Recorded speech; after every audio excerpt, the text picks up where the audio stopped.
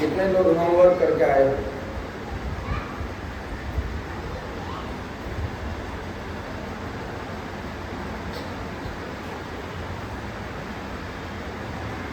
मुझे कोई प्रॉब्लम नहीं है, आपको अच्छा नहीं लगता तो मैं होमवर्क देना बंद कर दूंगा। कई बार क्या है, स्टूडेंट बहुत ब्राइट होते हैं, एग्जाम में ही परफॉर्मेंस दिखाते हैं, होमवर्क करते रहिए। कभी कभी कंपलसरी होता है इसलिए करते हैं, बाकी नहीं करते। तो आशा रखता हूँ आप सब भी ऐसे ही होंगे।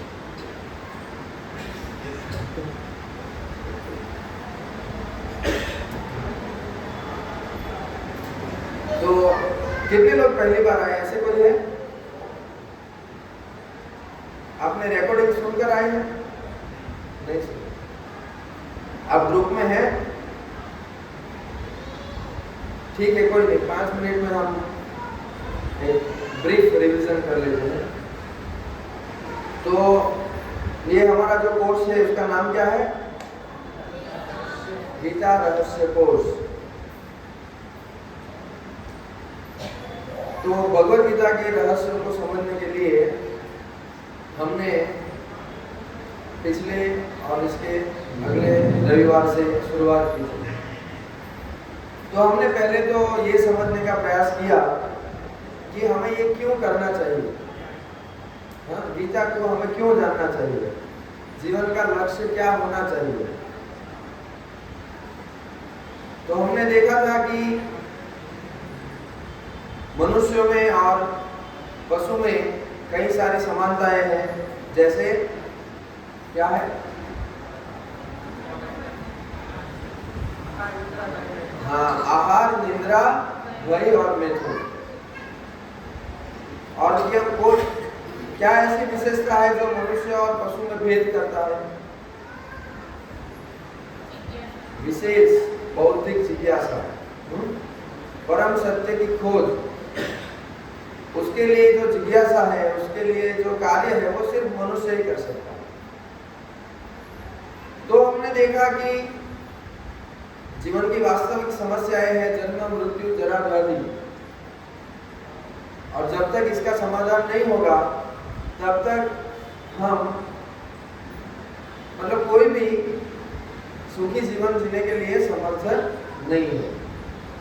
और हम देख रहे हैं कि वैज्ञानिकों ने और नए नए आविष्कार करने वालों ने बहुत सारे ऐसे आविष्कार कर लिए। टेक्नोलॉजी एंड इंफॉर्मेशन के युग में आज सब कुछ सुलभ है एक छोटे से डिवाइस के द्वारा, लेकिन जीवन में संतुष्टि सुलभ नहीं। क्यों ऐसा हुआ? क्योंकि हमने जीवन की वास्तविकता को जाना, पहचाना नहीं। हमने क्या किया?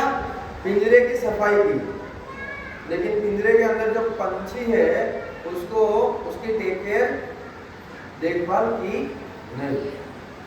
तो इसीलिए बहुत सारी सुविधाएं, सब कुछ होने के बावजूद भी हम असंतुष्ट हैं।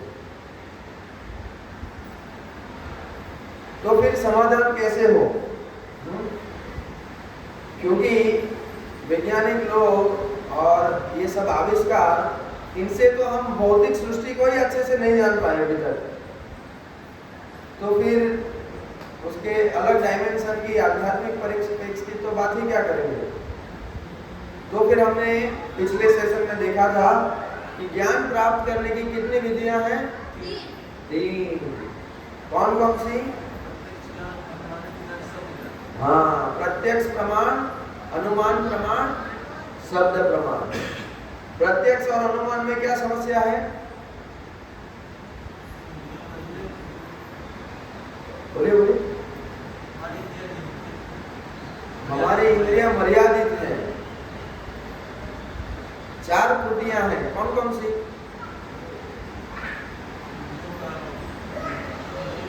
मर्यादित इंद्रियां और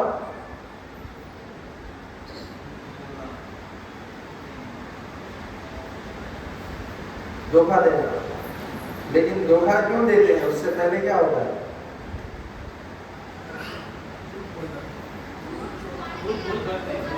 गलतियां करना, उससे पहले क्या होता है? इंद्रियां हमारी मर्यादित हैं, इसलिए हम क्या करते हैं?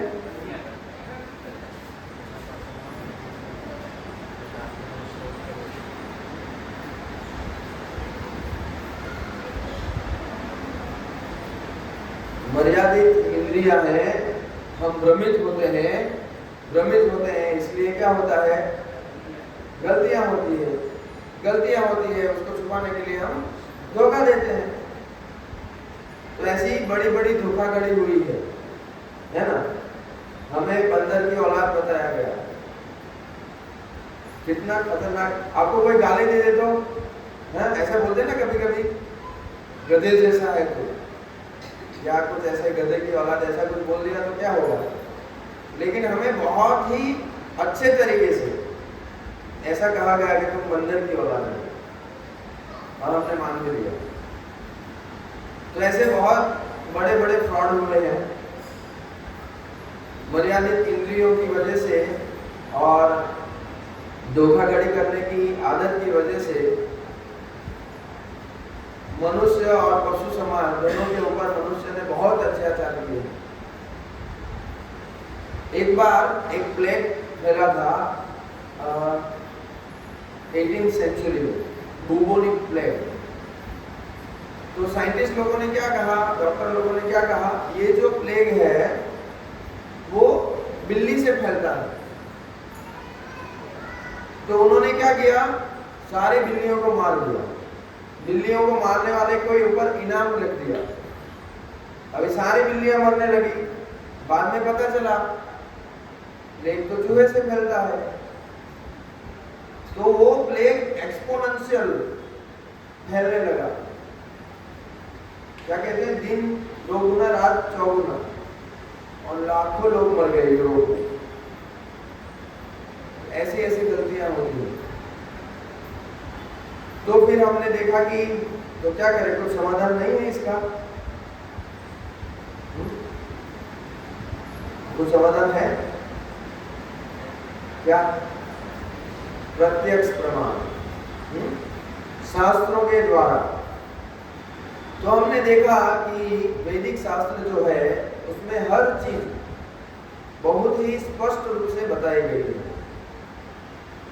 वैदिक ज्ञान को क्या कहा जाता है? अपौरुषेय। वो किसी व्यक्ति ने नहीं दिया, स्वयं भगवान ने इस ज्ञान को गुरु शिष्य परंपरा के माध्यम से मनुष्य के कल्याण के लिए दिया है। तो वैदिक शास्त्र तो बहुत सारा है, 4 वेद, पुराण, उपपुराण, महाभारत, बहुत सारा, संहिताएं, पंचरात्र।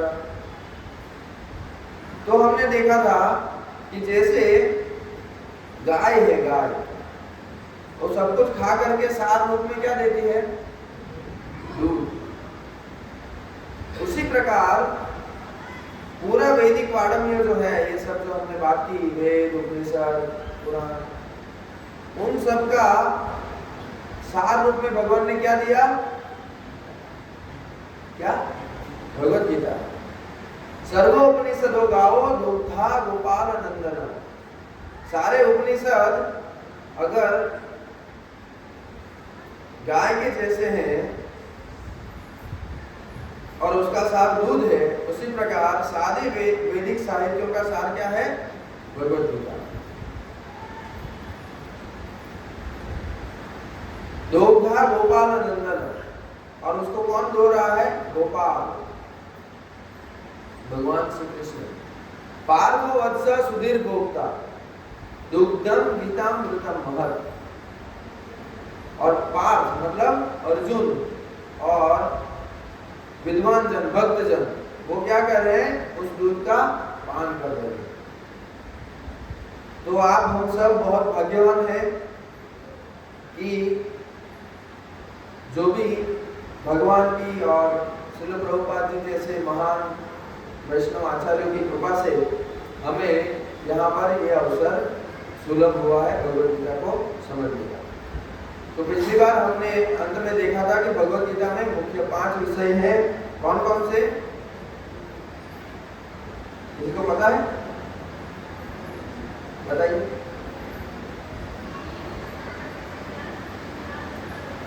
जीव, ईश्वर, प्रकृति, काल और कर्म। हम सब जीव हैं, हम सब भगवान के अंश हैं, जीव हैं। भगवान ईश्वर भगवान है। भगवान ने सृष्टि की रचना की, जिसे हम प्रकृति भी कहते हैं। 2 प्रकार की प्रकृतियां हैं, आगे हम देखेंगे। और काल, काल अर्थात समय।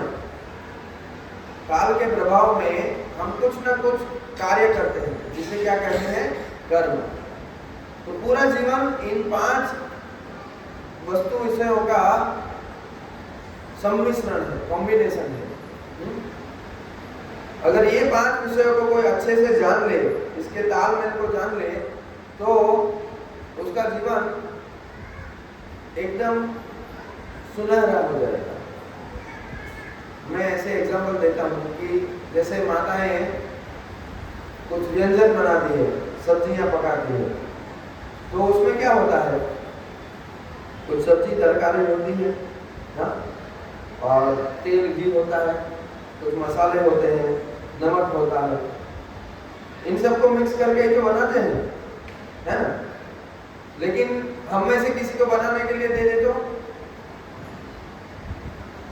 खाने लायक रहेगी? आनंद नहीं देगी वो। अगर आप वो कॉम्बिनेशन को कैसे अच्छे से करना वो नहीं जानते हो, तो भले ही कितनी अच्छी ऑर्गेनिक सब्जी हो, कितने अच्छे MDH के मसाले हो, या मतलब आपने चूल्हे पे कंडे और लकड़ी से पकाया हो, लेकिन वो आपको आनंद नहीं देगा।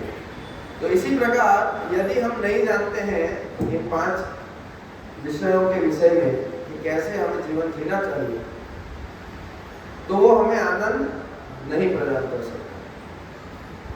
तो इसीलिए आज हम शुरुआत कर रहे हैं भगवत गीता का पहला विषय। भगवत गीता में हम आज से कुछ एंट्री करेंगे। कुछ श्लोक हमने देखे, लेकिन आज विशेष रूप से हम आत्मा तत्व को भगवत गीता में किस प्रकार से भगवान ने समझाया है, उसको जानने का प्रयास करेंगे। तो जहां तक आत्मा या पुनर्जन्म का विज्ञान, बहुत सारे लोगों को ऐसा है कि किसने देखा है? किसने देखा पुनर्जन्म होता है कि नहीं? आप में से कितने लोग मानते हैं पुनर्जन्म नहीं होता? सब लोग मानते हैं होता है, पक्का? अच्छी बात है, बहुत अच्छी बात है। आपने एक बहुत बड़ा, क्या कहते हैं, एक मुकाम पार कर लिया। मनुष्य जीवन का एक बहुत बड़ा मुकाम सर कर लिया, अगर आप ये समझते हैं तो सामान्य रूप से व्यवहारिक जीवन में हम एक दूसरे को मिलते हैं या पूछते हैं। जब पहली बार मिलते हैं तो क्या पूछते हैं? आपका परिचय क्या है? और परिचय में हम क्या देते हैं? आपका परिचय क्या है? आपका नाम मिलिंद, और वासना में रहते हैं, और जॉब करते हैं, और कुछ फॉर्म भरना होता है तो उसमें और भी कुछ लिखा रहता है, नेशनलिटी, रिलीजन, पिताजी का नाम, आजकल फोन नंबर, व्हाट्सएप नंबर। तो ये हम आइडेंटिटी देते हैं। आइडेंटिटी कार्ड होता है, सब गले में लटका करके घूमते हैं, छोटे बच्चे से लेके सीनियर सिटीजन भी। तो इसमें क्या होता है? हमारी पहचान। लेकिन ये पहचान तो बदल भी सकती है। लोग अपना नाम बदलवा लेते हैं, लोग अपनी कास्ट बदलवा लेते हैं, लोग अपना आता पता तो बदलता ही रहता है। इस आधुनिक युग में आता पता सबका बदलता रहता है। पहले एक ही घर में, एक ही गांव में लोगों का जीवन पूरा हो जाता था। आज ऐसा नहीं है। कमाने के लिए विद्या का गौरव है, भ्रमी देशे देशे धन उपार्जन करे। एक वैष्णव आचार्य है, वो ऐसा कहते हैं, विद्या का गौरव है, मतलब मैंने बहुत विद्या प्राप्त की, इसका मुझे बड़ा गर्व है, और वो प्राप्त करके मैं क्या कर रहा हूँ, भ्रमी देशे देशे अलग अलग जगह पर घूम रहा हूँ। क्यों? धन उपार्जन करे। किसके लिए? धन उपार्जन, ऐसे कमाने के लिए। तो एड्रेस बदलता रहता है। लेकिन आज मैं कुछ ऐसा चौंकाने वाला कहने वाला हूं कि आपकी आइडेंटिटी ही गलत है। ऐसा कोई कह दे तो आपका आइडेंटिटी कार्ड गलत है। आज हम सिद्ध करेंगे अलग अलग रीत से। तो जैसे यहां पर क्या है, एक व्यक्ति है, पिंजरे की बहुत अच्छी सफाई कर रहा है और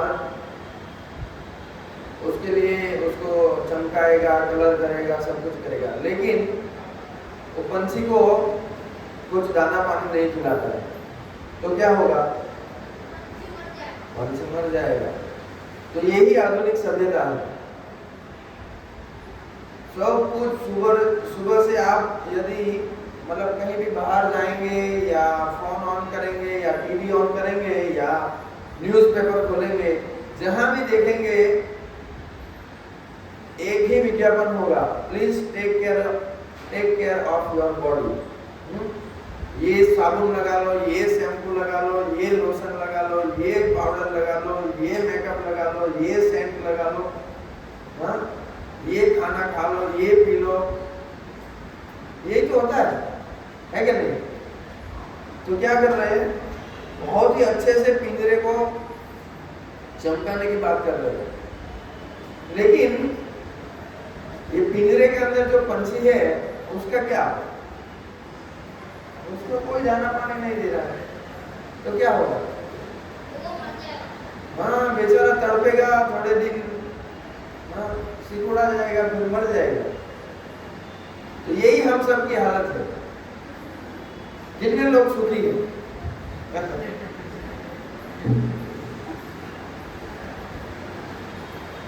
तो ये आधुनिक सभ्यता का दुष्परिणाम है। चमक दमक बहुत है, चकाचौंध बहुत है, लेकिन वास्तविक सुख नहीं। ऐसा क्यों है? क्योंकि हमने हमारे रियल सेल्फ को नहीं समझा। तो एक वैज्ञानिक है जिन्होंने ये चमक दमक वाले शरीर का मूल्य निकाला, उसमें से सब कुछ अलग किया, सारे जो क्या तत्व है शरीर में, वो सब तत्वों को अलग किया। पानी कितना है, कैल्शियम कितना है, मैग्नीशियम, फास्फोरस, जो भी अलग अलग, और उसको पूरा निकाल करके उसकी वैल्यू निकाली, तो कितनी आई? 110 रुपये। अभी थोड़ी महंगाई बढ़ गई है तो 220 रुपये करो, और 220 रुपये में आपसे एक उंगली मांगता हूँ, दे दोगे आप? चलो इतना काट के दे दो, 1 इंच। 2000 रुपये में, 22,000 में, 2 लाख में। क्यों? पूरे शरीर की कीमत 220 रुपये है, आपसे सिर्फ उंगली मांग रहा हूँ, वो भी इतनी सी, क्यों नहीं दोगे? हाँ? अरे ये साइंटिस्ट ने वैल्यू निकाली है, यहाँ मैंने नहीं निकाली। वो कह रहे हैं कि पूरा शरीर 110 रुपये का होता है। क्यों नहीं देंगे हम? हाँ? पंछी कैद है पिंजरे में, इसलिए तो हमें जानना चाहिए कि इसकी वैल्यू क्यों है। चलो मैं आपको एक एग्जाम्पल देता हूँ। यहाँ क्या है, क्या दिख रहा है? दो गाड़ियां हैं, एक गाड़ी नहीं है, दो गाड़ी है। हाँ? देखो ये कंपैरिजन हुई है।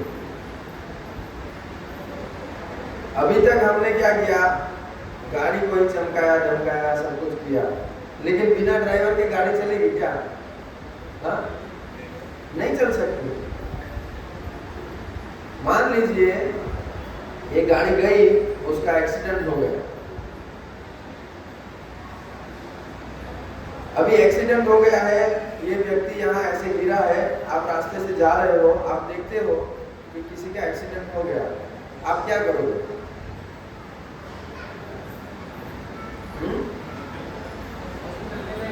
हॉस्पिटल ले जाएंगे। अगर हमारी क्षमता नहीं है तो सीधा 108 को फोन करेंगे। हाँ, 108 को फोन करेंगे। नहीं, भले ही वो मर्सिडीज कार हो, 50 लाख रुपए की हो, लेकिन यदि वो व्यक्ति वहां एक्सीडेंट होके गिरा हुआ है, चोट लगी है, तो आप क्या करेंगे? वो व्यक्ति को तुरंत अस्पताल ले जाएंगे। लेकिन मान लीजिए, और अस्पताल ले जाएंगे तो क्या होगा? तुरंत इमरजेंसी में ले जाया जाएगा उनको, और तब तक आपने उनके कुछ घर वालों को फोन कर दिए होंगे, वो भी वहां पहुंच चुके होंगे जब तक 108 आ जाती है। इमरजेंसी में आते हैं आपके पास केस? आते हैं। तो लोग क्या कहते हैं? डॉक्टर साहब कितने भी पैसे खर्च हो जाए, हाँ, कुछ भी करना पड़े कर लो, दूसरे डॉक्टर को बुला लो, चाहिए तो पैसे की चिंता मत करना, हम कुछ भी गिरवी रख लेंगे, लेकिन जान बच जानी चाहिए। लेकिन मान लो वही इमरजेंसी में डॉक्टर ऐसा कहे कि इसमें कुछ है नहीं, sorry we can not do anything, तो क्या करेंगे हम? अरे कुछ समय पहले ही हम कुछ भी करने के लिए तैयार थे, कितना भी पैसा खर्च कर लो, लेकिन अभी क्या कह रहे हैं? जल्दी से जल्दी इसको तैयारी करो, अंतिम संस्कार करो, है ना? हमारे सगे संबंधियों को फोन कर लो कि अभी यह व्यक्ति नहीं रहे। तो मान लीजिए आज हम यही बात समझेंगे कि एक शरीर जिसका वैल्यू कुछ देर पहले, कुछ क्षण पहले करोड़ों रुपए देने के बाद भी हम कुछ नहीं, उसका एक अंग देने के लिए तैयार नहीं थे, और कुछ क्षण बाद उसको अंतिम संस्कार करने के लिए तैयार हो गए। ऐसा क्यों? आज का ये लेसन कोई भी व्यक्ति जो नास्तिक भी हो आपको चुनौती देगा, उसको भी आप कन्विंस कर सकते हैं। ऐसा है कि आत्मा का अस्तित्व है, हम शरीर नहीं, हम आत्मा है, और आत्मा ही इस शरीर को चला रही है। तो इसको हम अलग अलग 5 तरीकों से समझेंगे। तो उसमें पहला है कॉमन सेंस। मान लीजिए ऐसी ही घटना हुई, आपको आपके किसी रिश्तेदार के यहाँ, आपके किसी संबंधी की मृत्यु हो गई, तो आप गए, तो आपने क्या देखा? एक बिस्तर पे उनके शरीर को लेटाया हुआ था, और सब लोग शोक व्यक्त कर रहे थे, रो रहे थे। हाँ? तुम किसके लिए रो रहे हो? किसके लिए रो रहे हो? ऐसी खबर आती है तो क्या मैसेज आता है? फलाना फलाना भाई गुजरी गया, फलाने फलाने भाई चल बसे, पास अवे। कौन चला गया? पूरे का पूरा शरीर तो यहीं पर है, कौन चला गया? कौन चला गया? आत्मा। तो अभी तक जो बातचीत हो रही थी वो किससे हो रही थी? जिससे आप व्यवहार कर रहे थे वो किससे कर रहे थे? तो फिर शरीर के लिए क्यों रो रहे हो? वो तो पहले भी डेथ था, अभी भी डेथ हुई है। हाँ?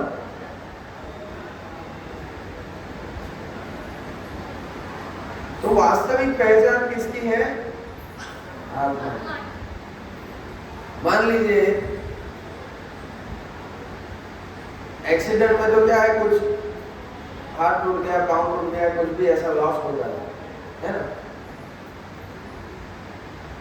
लेकिन हार्ट अटैक आता है तो कुछ लॉस नहीं होता है ना। ऐसे ही बैठे बैठे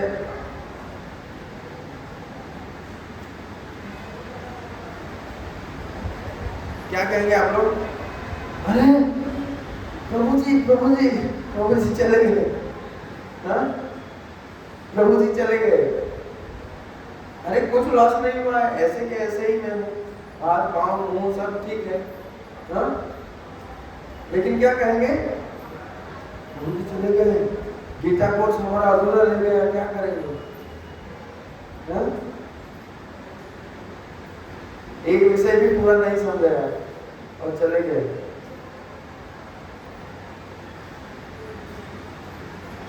कौन चला गया?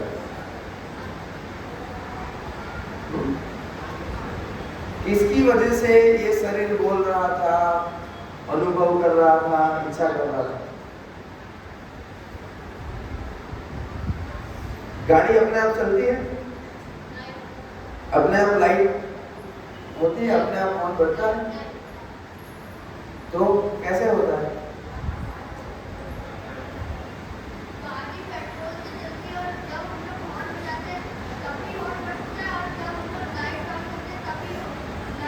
मतलब हम लोग है ना, हम लोग मतलब ड्राइवर है ना।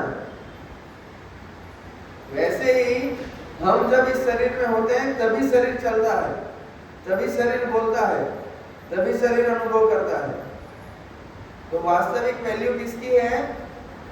आत्मा की। दूसरी बात,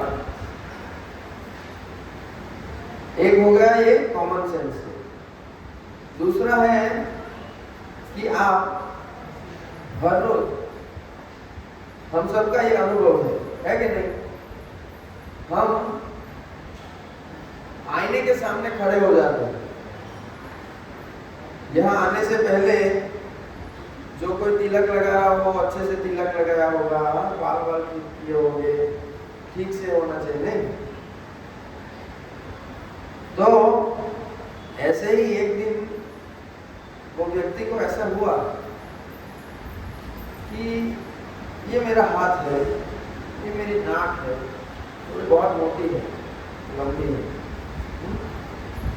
ये मेरे बाल,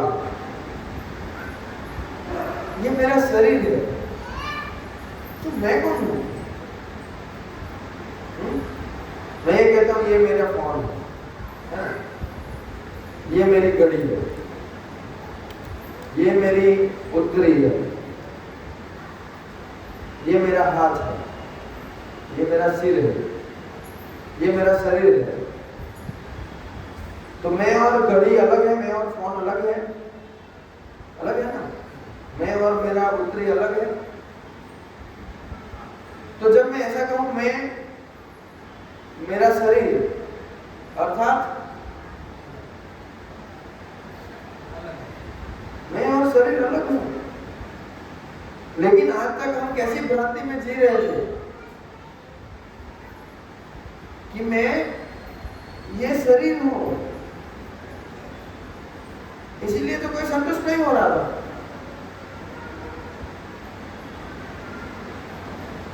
भाई आप गाड़ी को कितना भी पेट्रोल पिला लो, ड्राइवर संतुष्ट होगा क्या? हाँ? नहीं हो सकता। ड्राइवर का खान पान अलग है, वैसे ही शरीर का खान पान अलग है। शरीर का जो ड्राइवर है, आत्मा है, उसका खान पान अलग है, उसकी देखभाल करना अलग है। तो इससे हम समझ सकते हैं अंतःस्फुरणा, इंट्यूशन, कि हम शरीर से भिन्न है। जैसे और एक घटना है, कितने लोगों को स्वप्न आते हैं?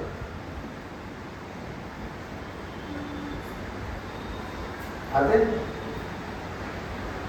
तो आप स्वप्न में कभी इस्कॉन मंदिर में आ जाते हो? वो आए नहीं। पिछली बार मुझे बोल रहे थे, प्रभु जी आप मुझे स्वप्न में आए। वो प्रभु जी नहीं आया, वो लड़का है नहीं आया ना, पहले ही बैठते हैं वो।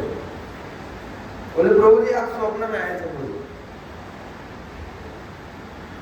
तो स्वप्न में हम क्या देखते हैं? मतलब हम तो हमारे घर में लॉक किया हुआ होता है, हमारे रूम में भी शायद लॉक किया होता है, हाँ? और हम सो रहे हैं, लेकिन हम क्या अनुभव कर रहे हैं? हम इस्कॉन मंदिर पहुंच गए, हम हमारी कॉलेज में पहुंच गए, हम हमारे ऑफिस में पहुंच गए। तो ऐसा कैसे?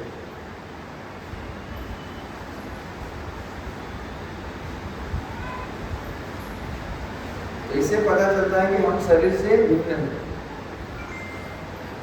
आगे और एक है चेतना, कॉन्शियसनेस। जैसे मृत शरीर और जीवित शरीर में क्या अंतर है?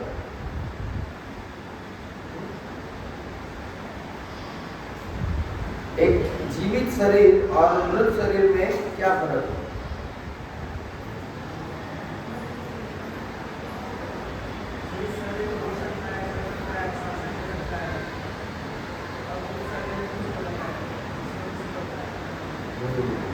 जीवित शरीर बोल सकता है, चल सकता है, सांस ले सकता है, खा सकता है, पी सकता है, सब कुछ कर सकता है, लेकिन मृत शरीर नहीं करेगा। जीवित शरीर को आप एक चाटा मार दोगे तो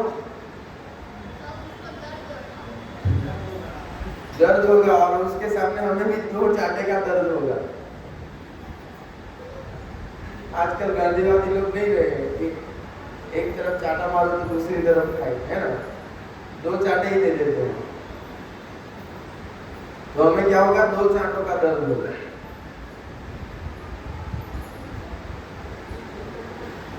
लेकिन मृत शरीर को मारेंगे तो कुछ नहीं होगा, कुछ नहीं बोलेगा वो। क्यों? क्यों? उसमें चेतना नहीं है। अल्टीमेटली चेतना, कॉन्शियसनेस, उसकी वजह से हम क्या करते हैं? Thinking, feeling, willing. हम विचार करते हैं, हम इच्छा करते हैं और अनुभव करते हैं। क्या करते हैं? Thinking, feeling and willing. जैसे मैंने आपको प्रश्न पूछा, वही प्रश्न आईफोन को भी पूछा। आईफोन भी सुन रहा है, देख रहा है, एकदम 4K, क्या बोलते हैं, 4K में देख रहा है, हाई रिजोल्यूशन में देख रहा है। तो क्या वो बताएगा आपकी तरह, प्रभु जी बहुत अच्छा प्रवचन था? हाँ? करेगा ऐसा? प्रश्न पूछेगा, हंसेगा बीच बीच में कभी कभी, हाँ? जैसे यहाँ पर मैंने एक गुलाब दिखाया है, एक रॉबर्ट है और एक मनुष्य है। गुलाब को देखकर क्या करेंगे? उसको ऐसी फीलिंग नहीं आएगी। कि मैं इस गुलाब को राधा श्याम सुंदर को अर्पण करूं। ऐसा होगा उसको? नहीं होगा। हाँ, उसमें कुछ आपने सेटिंग करके फिट कर दिया है कैसे, ओह वंडरफुल रोज या समथिंग कुछ भी ऐसा बोलेगा वो, थैंक यू वेरी मच, ऐसा आर्टिफिशियली कुछ कर सकता है, लेकिन फीलिंग नहीं होगी, है ना, इच्छा नहीं होगी, फीलिंग नहीं होगी। तो मृत शरीर और जीवित शरीर में ये अंतर है। जैसे मैंने आईफोन के बारे में बताया, वैसे ही एक नाटक को हमारे बच्चों ने पिछली बार बहुत अच्छा नाटक किया है। कितने लोगों ने, कितने बच्चों ने देखा नाटक? अच्छा, आप लोग थे। आज भी बहुत अच्छा है 10 अवतार के विषय में, तो हम क्लास पूरी होते ही वहां जाएंगे। तो यहाँ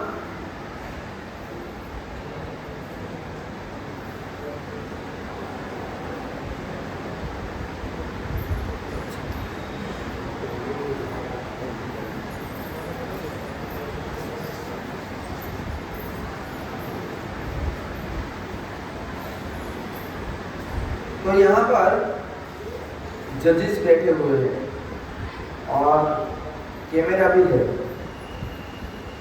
तो जब हमने नाटक देखा तो बच्चों ने जो इतना अच्छा प्ले किया तो हम खुश हो रहे थे, कभी इमोशनल हो रहे थे, हाँ, गुस्सा आ रहा था, नहीं, सूर्यपणखा के ऊपर। तो कैमरा भी वो देख रहा था, लेकिन क्या कैमरा को ऐसा होगा?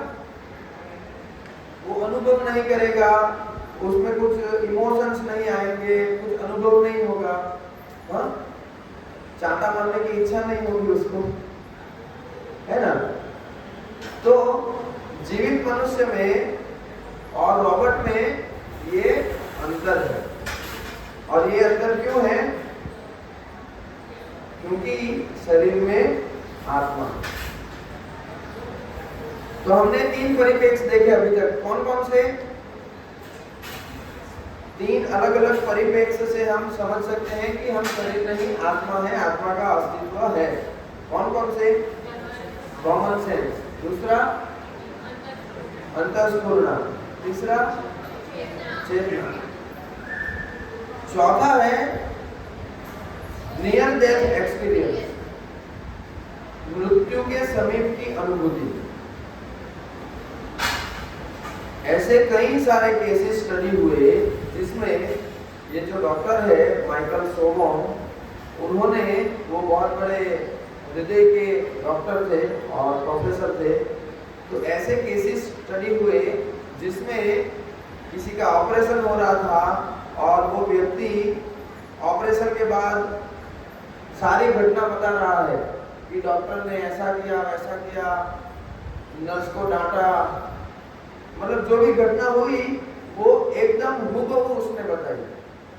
और ऐसे हजारों केसेस स्टडी हुए जिसमें ऐसे अनुभव के बारे में चर्चा हुई कि जो व्यक्ति था वो अपने शरीर के बाहर का, अचेतन होने के बाद भी शरीर के बाहर का अनुभव कर रहा है। और ऐसा कई बार आजकल होता है, न्यूज़पेपर में आया 1-2 बार कि किसी व्यक्ति की अर्थी लेकर जा रहे थे और वो उठ खड़ा हुआ। ऐसा होता है। मतलब ये क्या दिखाता है? शरीर से भिन्न आत्मा का अस्तित्व है। तो अमेरिका में ऐसे बहुत सारे केसेस हैं, लोगों के ऐसे बहुत अनुभव हैं जिनमें उनको आउट ऑफ बॉडी एक्सपीरियंस होते हैं। तो ये चौथी घटना है जिसमें हम समझते हैं कि हम शरीर से भिन्न हैं। 5वां है पूर्व जन्म की स्मृतियां, पास्ट लाइफ मेमोरी। ऐसे भी कई किस्से आए हैं और ये है डॉक्टर इयान स्टीवनसन, जिन्होंने ऐसे हजारों केसेस स्टडी किए। उसमें भारत के भी केसेस हैं, जिसमें एक केस यहाँ पर मैंने दिखाया है। तो इसमें व्यक्ति हालांकि कहीं और दूसरे देश का है, दूसरे प्रांत का है, दूसरी कम्युनिटी में जन्म लिया है, फिर भी वो अपने पूर्व जन्म के बारे में एकदम ऐसी इंफॉर्मेशन बताएगा जो उसके अलावा कोई नहीं बता सकता। दूसरी भाषा बोलेगा, दूसरे प्रदेश में जन्मा है, उसके माता पिता उसको कभी वहां ले नहीं गए, वो पूरा अपरिचित है वो जगह से, लेकिन फिर भी वो व्यक्ति अपने माता पिता को वहां ले जाता है और वहां की सारी घटनाओं, सारी वस्तुओं के बारे में, सारे लोगों के बारे में बताता है। तो ये क्या दिखाता है? ये दिखाता है कि हम शरीर परिवर्तन करते हैं, और इसके ऊपर बहुत सारी किताबें लिखी जा चुकी है। आपको चाहिए तो ये किताबों के माध्यम से भी आप जान सकते हैं कि कैसे हम शरीर परिवर्तन करते हैं, कैसे पुनर्जन्म होता है। ये अभी तक हमने कोई शास्त्र की बात नहीं की है, ये घटनाएं हमारे इर्द गिर्द, हमारी लाइफ में, और बहुत सारे जो साइंटिस्ट या डॉक्टर ने जो अनुभव किए हैं, उसी की चर्चा हमने अभी तक की है। तो ये ऐसा नहीं है कि मैं कुछ ऐसी बात बता रहा हूँ जो अव्यवहारिक है या कुछ अकल्पनीय जैसे।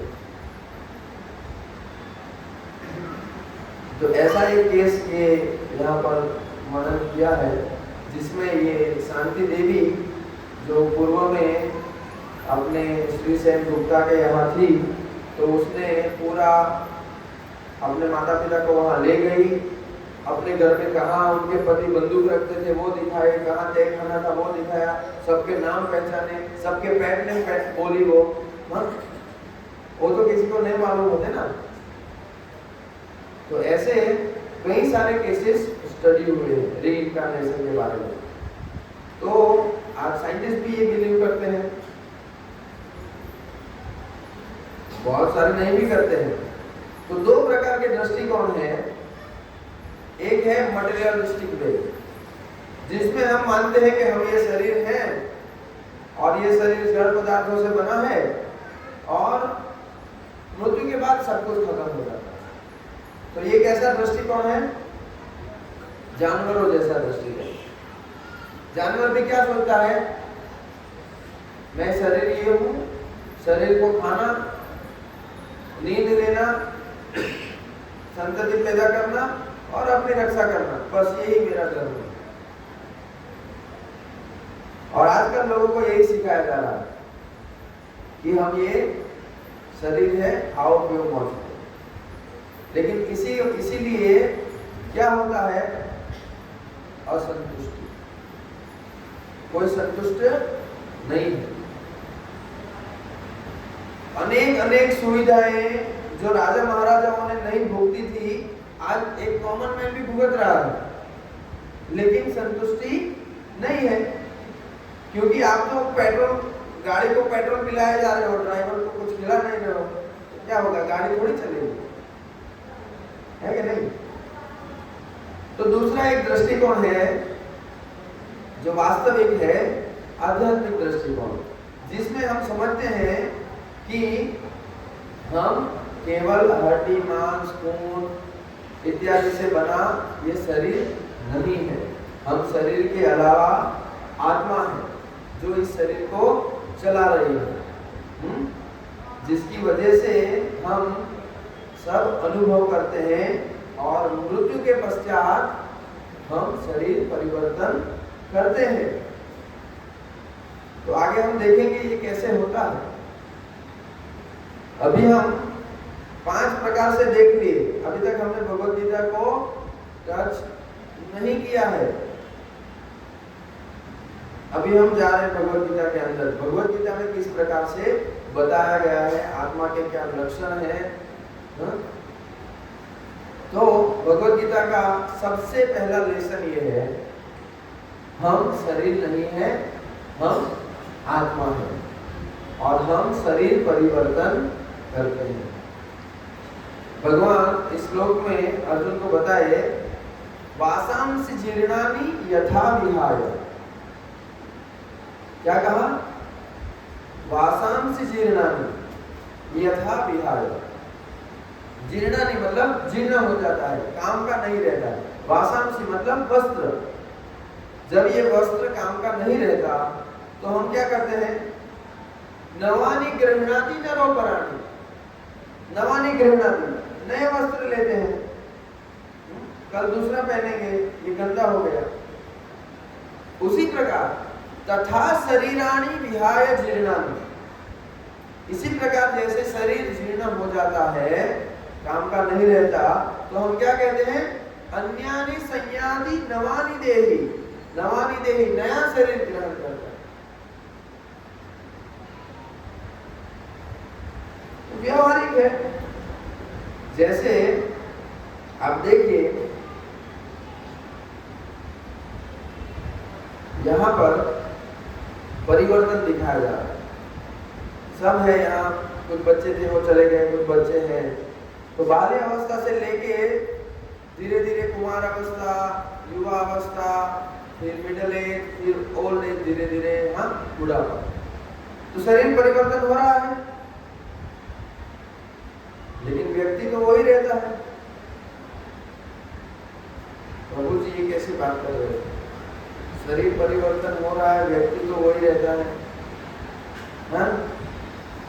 आपको मैं पूछूं, 10 साल पहले या जब आप 5वीं में पढ़ते थे, जब आप पहली बार साइकिल चलाना सीखे थे, उस समय के आपके अनुभव क्या है? आप तुरंत याद करेंगे ना सब। लेकिन आपका 10 साल का शरीर है अभी, शरीर तो बदल गया, लेकिन मेमोरी तो है।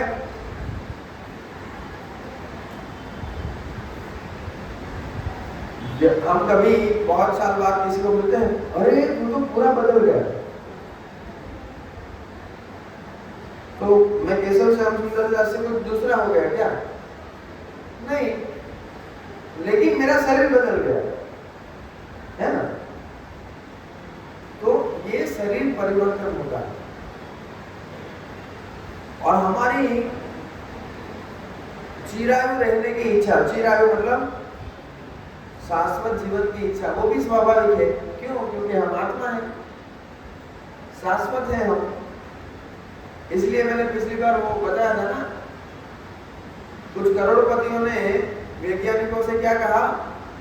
हमारी बॉडी को संभाल के रखना। जब आप ऐसा कुछ केमिकल बना दो जिसको डालने से, जिसको लगाने से शरीर वापस जीवित हो जाए, तो जीवित कर देना। उसके लिए उन्होंने करोड़ों रुपए दिए। लेकिन उनकी जो डिसेंडेंट आए, उन्होंने क्या कहा? और करोड़ रुपए ले लो, लेकिन उनको कभी जीवित नहीं कर। तो हमारी चिरायु रहने की इच्छा है, लेकिन शरीर परिवर्तन अवश्य होगा, कोई रोक नहीं सकता। और हमारा शरीर परिवर्तन हर क्षण हो रहा है। कल हम अलग थे, आज हम अलग हैं। तो हमें दूसरा शरीर किस आधार पर मिलता है? यदि हम इस बात को समझ रहे हैं कि शरीर परिवर्तन हो रहा है, तो बुद्धिमानी क्या है? What is next? आगे क्या होगा? आगे क्या होगा?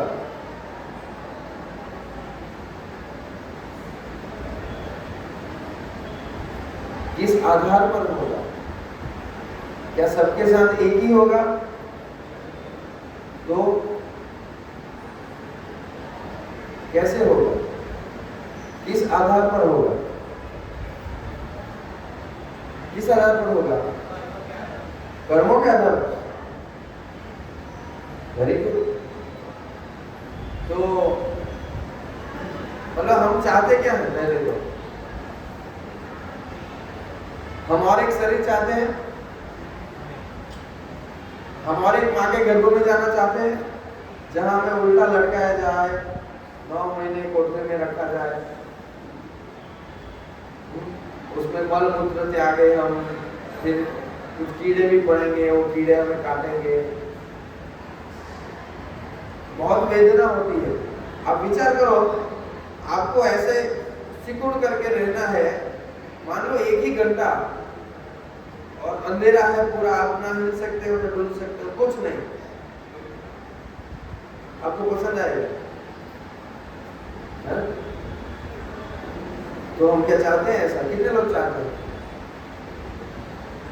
लेकिन आपने कहा ना पुनर्जन्म तो होगा ही कर्मों के आधार पर। किसने कहा कर्मों के आधार पर? कर्मों के आधार पर होगा। कर्म तो हम कर ही रहे हैं, अच्छे बुरे सब कर रहे हैं, तो फिर तो परिणाम तो आएगा ना।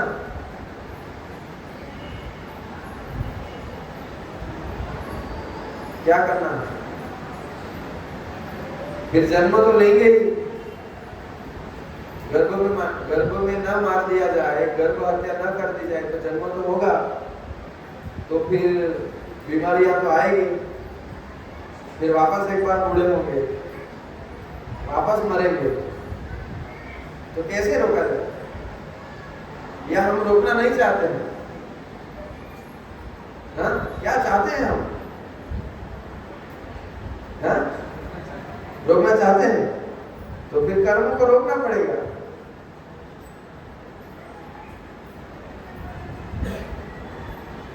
सही बात है, कर्म के आधार पर हमें दूसरा शरीर मिलता है। जैसे और भी कुछ चीजें हैं, सिर्फ कर्म ही नहीं है।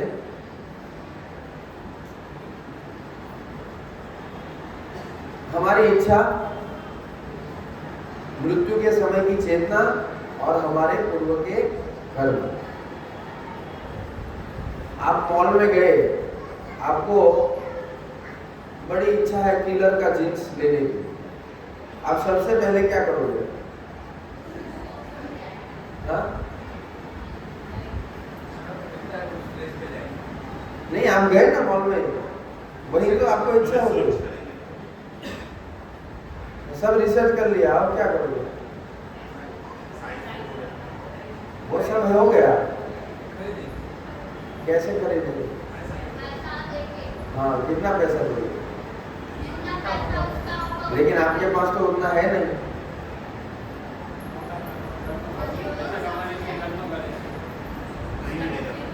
मतलब हाँ, नहीं मिलेगा, आपकी इच्छा से सब कुछ नहीं होगा। आपने कितना संचित किया है उसके आधार पर होगा। तो हमारे कितने अच्छे कर्म हैं, हम तो चाहते हैं हम राजा बने, लेकिन कर्म हमारे इतने गिलोने हैं, तो कैसे राजा बनेंगे? हाँ, राजा बन सकते हैं गिलोने कर्मों से भी, लेकिन वो कुत्तों के बीच में रहेंगे। कुत्तों में भी होता है ना, सरदार होता है, ऐसा हो सकता है। तो ये सब तालमेल होके लेखा जोखा होता है, हमारी कैसी इच्छा है, हमारी मृत्यु के समय चेतना कैसी है, और हमारे कर्म कैसे हैं। इसके ऊपर हम विस्तार से देखेंगे आने वाले कई सत्रों में। अलग अलग शास्त्रों में इसके एग्जाम्पल भी हैं। तो भगवान भगवद गीता में बताए, यम यम वापि स्मरण भावम त्यजत्यन्ते कलेवरम यह प्रयाति समद्भावम तम तमे वेति कौन्तेय सदा तद भाव भावित। मृत्यु के समय जिस भाव में हम होते हैं, उस भाव के अनुसार इस प्रकार 84 लाख प्रकार की योनियों में हमें जो मेल होगा, जैसे मैंने बताया ना, सरदार तो बन सकते हैं लेकिन कुत्तों के भी बन सकते हैं। ऐसे ही जहाँ सब सेट होगा, प्रकृति हमें वहाँ भेजेगी।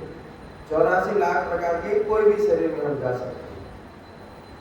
तो ये हमने पहले भी देखा था, ऐसे अलग अलग बहुत सारी वैरायटीज है। तो आत्मा के लक्षण को जान के हम यहाँ समाप्त करेंगे 5 मिनट में।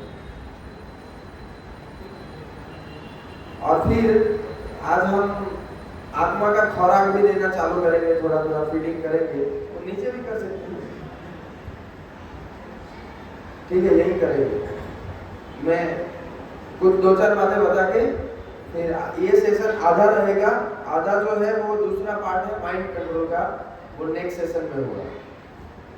तो आत्मा के लक्षण है, आत्मा अविनाशी है। नैनम छिन्दन्ति शस्त्राणि, बहुत ही फेमस श्लोक है ये। हाँ, शस्त्रों के द्वारा छिन्न नहीं किया जा सकता, हवा के द्वारा नहीं सुखाया जा सकता, नहीं अग्नि के द्वारा जलाया जा सकता, नहीं पानी के द्वारा भिगोया जा सकता। आत्मा व्यक्तिगत है, ये बहुत महत्वपूर्ण है। हम सब व्यक्तिगत आत्मा है, सब घोल मिलकर के एक घोल नहीं बन जाता कभी भी, है ना। सब व्यक्तिगत रहते हैं शाश्वत रूप से। भगवान कह रहे हैं यहाँ, नत्वेवा हम जातु नासम नत्वम नेमे जनाधिपा। ऐसा कभी नहीं था कि मैं न रहा हूँ या ये सब राजा न रहे हो। न चैव भविष्याम सर्वे वयम अतः परः। ऐसा भविष्य में भी कभी नहीं होगा कि हम लोग नहीं रहेंगे। हाँ, शरीर नहीं रहेगा, हम दूसरे शरीर में रहेंगे, लेकिन हम शाश्वत हैं। आत्मा शाश्वत है और आत्मा अचिंत्य है। प्रभु जी अचिंत्य है तो हम उसकी चिंता क्यों कर रहे हैं? अचिंत्य है, हम चिंतन भी नहीं कर सकते, देख तो सकते ही नहीं। लेकिन हमने देखा ना, पहले 5 जो हमने देखे उससे हमने देखा कि आत्मा है, ऐसा नहीं कि आत्मा नहीं है। तो हर एक चीज का अनुभव करने की अलग अलग विधि होती है। जैसे कितने लोग केमिस्ट्री पढ़े हैं? आप लिटमस पेपर से वर्नियर कैलिपर का काम कर सकते हो। लिटमस पेपर से आप क्या कर सकते हो? एसिड है या बेस है वो जान सकते हो। आप माइक्रोस्कोप से एसिड बेस का पता लगा सकते हो? नहीं लगा सकते हो।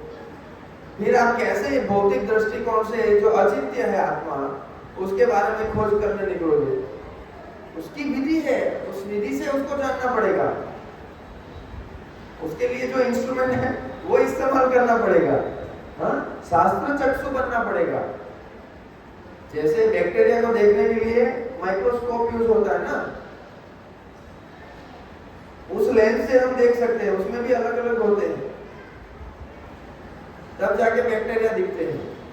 तो आत्मा को देखना है तो शास्त्र चक्षु होना पड़ेगा। फिर आत्मा, जैसे ये जड़ पदार्थ है, जड़ पदार्थ में आत्मा मिल गई तो क्या हुआ? कुछ फॉर्म बना, और आत्मा निकल जाएगी तो वापस जड़ पदार्थ। इससे हम क्या समझ सकते हैं कि आत्मा का फॉर्म है, आत्मा का स्वरूप है। हालांकि भौतिक स्वरूप नहीं है, आत्मा का स्वरूप सच्चिदानंद स्वरूप है। और आत्मा का परिमाण भी होता है, शास्त्रों में बताया गया है। बालाग्र शतभागस्य, बाल के अग्र भाग के 10,000वें भाग जितना आत्मा का परिमाण होता है, साइज होता है। और आत्मा रहती कहाँ है? हृदय देशे अभिन्न तिष्ठति। आत्मा हृदय प्रदेश में रहती है, इसलिए हार्ट को सबसे ज्यादा इंपॉर्टेंट माना जाता है ना। तो हमने आज आत्मा के लक्षण देखे। आत्मा व्यक्तिगत है, शाश्वत है, आत्मा का देहांतरण होता है, अविनाशी है, अचिंत्य है, हृदय प्रदेश में रहता है, उसका स्वरूप सच्चिदानंद स्वरूप है और उसका परिमाण भी है, साइज भी है। आगे के सत्र में हम और देखेंगे आत्मा, मन और शरीर का संबंध, आर्ट ऑफ माइंड कंट्रोल। तो आज से हम चालू करेंगे। आज हमने जान लिया अपने विषय में हम कौन है, आत्मा। घर जाकर के ऐसा कहना नहीं, लेकिन लोग डर जाएंगे। व्यावहारिक रूप से हमें व्यावहारिक भी रहना पड़ेगा, लेकिन हमारी अंडरस्टैंडिंग क्लियर होनी चाहिए कि हम ये शरीर नहीं। आप ऑफिस में जाके आप कोई आएगा भाई नया व्यक्ति, सर आपका नाम क्या है, आपका आइडेंटिटी क्या है? मैं शरीर नहीं, मैं आत्मा हूँ। वो डर जाए, क्या बोल रहे हैं, ये कोई भूत नहीं है ना। तो ऐसा हो सकता है। तो आत्मा का खुराक क्या है? हरि नाम। मान लीजिए हमारे बीच में कोई डॉक्टर हैं, अभी डॉक्टर जो दवाई लेते हैं हमारे लक्षणों को देख करके, वो दवाई हम ले लेते हैं और हमारे रोग के जो लक्षण हैं वो दूर हो जाते हैं। उसी प्रकार मान लीजिए हम ही बहुत कुछ नहीं जानते, मान लो आप दवाई के बारे में बहुत कुछ, उसकी केमिस्ट्री नहीं जानते, वो दवाई क्या करती है, पेट में क्या करती है, लेकिन ये दवाई आपको दी जा रही है आज से। हाँ, आपका प्रश्न है तो पूछो।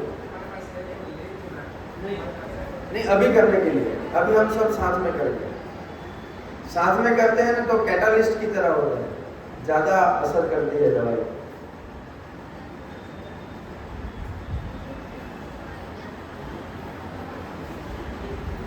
दो तीन लोग बांट दीजिए ना काम में। हाँ, सबको, जिसके पास है वो अपनी करे, जैसे मेरे पास नहीं तो मैं करूँगा मेरी। तो मैं थोड़ा दिखा देता हूँ जब तक आपको बांट दें। सबको दिख रहा है? अभी ऐसा हो तो ये चालू करो। तो यहाँ पर एक धागे वाला मोती है, उसके अगले मोती से चालू करना है, माला करना, और अपनी ओर घुमाना है। ये उंगली से नहीं छूना है, पहली उंगली से। इससे हम दोष दिखाते हैं, ये बारोट साहब ऐसे हैं, वो पटेल साहब वैसे हैं, है ना, दोष दिखाते हैं सबको। तो इसलिए ये उंगली जब हम जप करें तब उसको नहीं छूना है। और फिर हर एक मोती पे पूरा महामंत्र बोलना है, हरे कृष्ण कृष्ण कृष्ण हरे हरे, हरे राम राम राम हरे हरे, हरे कृष्ण कृष्ण कृष्ण हरे हरे, हरे राम राम राम हरे हरे। इस प्रकार